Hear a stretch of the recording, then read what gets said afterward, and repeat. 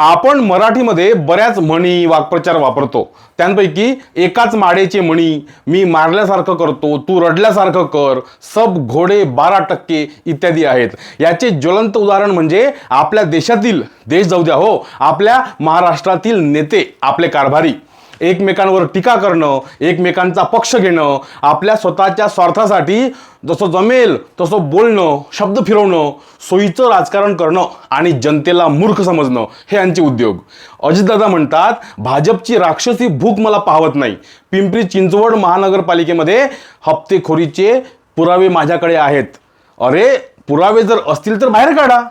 जो दोषी असेल त्याला सजा द्या, जनतेला कळू द्या, कोण कसा कारभार करतो हे समोर येऊ द्या.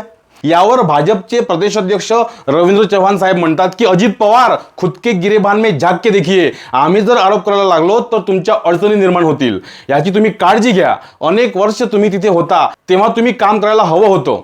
सोबतच चव्हाण साहेब म्हणतात की अजित पवार यांना सोबत घेत असताना मी देवेंद्र फडणवीस साहेबांना खाजगीत नेहमी म्हणायचो, साहेब थोडा विचार करा.